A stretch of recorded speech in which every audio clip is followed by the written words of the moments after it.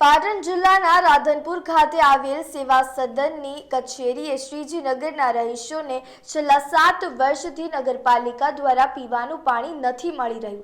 તેને લઈને રાધનપુર નાયબ કલેક્ટરને આવેદનપત્ર આપી પ્રતિક ધરણા ઉપર બેઠા છે। ત્યારે નગરપાલિકા દ્વારા છેલ્લા 7 વર્ષથી શ્રીજીનગરના રહીશોને પાણી આપવામાં ન આવતું હોવાને કારણે પીવાના પાણીની અને વાપરવાના પાણીની આ નગરના લોકોને હાલાકી પડી રહી છે। વારંવાર નગરપાલિકા સમક્ષ રજૂઆતો કરવા છતાં કોઈ પણ જાતની લોકોની ચિંતા કર્યા વગર ઘોર નિંદ્રામાં હોય નગરપાલિકા તંત્ર તેવું લાગી રહ્યું છે। ધરણા પર બેઠા છો, સવારના ભૂખ્યાને તરસે આ બેઠા છો, શું કારણથી?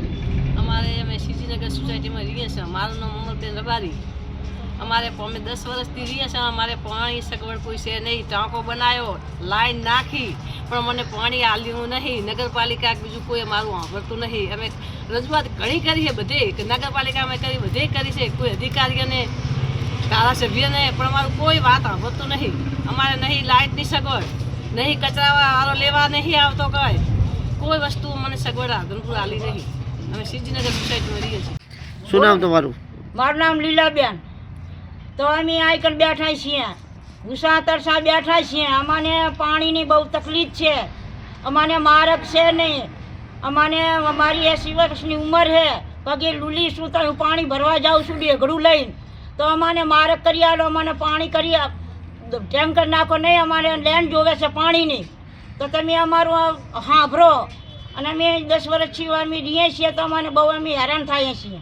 તંત્ર તો સાંભળવા માંગતું જ નથી। તંત્રને અરજીઓ અને આવેદન આપ્યા, એ અરજીઓ અને આવેદન ભ્રઈએ ચડી ગયા છે। ને અત્યારે હાલે અમે ચીફ ઓફિસરને ટેલિફોનિક વાત કરી તો સાહેબે એવું કીધું કે મને વારંવાર ફોન ના કરો, આનો આ રસ્તો નથી, તમે આ રીતે ધરણા ઉપર બેસો તો આનું સોલ્યુશન મળશે નહીં।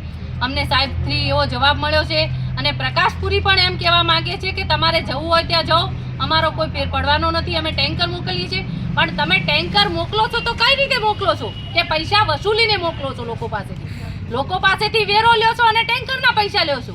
તો આ લોકોને હજી સુધી લાઈન નાખ્યા પછી હું એમને એ પૂછવા માંગુ છું, એક બાજુ 3 કરોડ ને 88 લાખ બાયપાસ માટે એ લોકો મૂકે છે, તો આ લોકો એમના ટેક્સ અને વેરા ભરે છે તો એમને સુવિધાઓથી વંચિત રાખવામાં કેમ આવે છે? અને આમાં કોઈ પણને કાંઈ થયું અને અહીંયા જો સર ઉપર અત્યારે હાલ આવીને ચીફ ઓફિસર અમને માહિતી નહીં આપે તો અમે આમને આમ બેસી રહેવાના છે, રાત હોય કે દિવસ હોય, પણ અમને આનું સોલ્યુશન જોઈએ। અને આ લોકોની સાથે હું હંમેશ માટે છું અને રહેવાની તાઈને ચૂનીને મૂક્યા છે કે એમને કાને આવાજ જતો જ નથી। અમારે એમના કાને અવાજ લઈ જવા માટે ત્યાં જઈને એમના ઘરે માટલા ફોડવા પડશે અને હમણી નગરપાલિકામાં માટલા ફોડવા પડશે।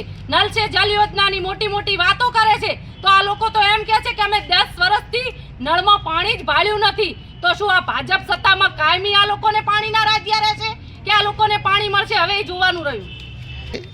ટેન્કરની કાયદેસરની 300 રૂપિયાની પાવતી, અને એ પાવતી અમારી પાસે પુરાવો પણ પડ્યો છે અને એનું રેકોર્ડિંગ જોઈતું હશે તો પણ અમે આપીશું।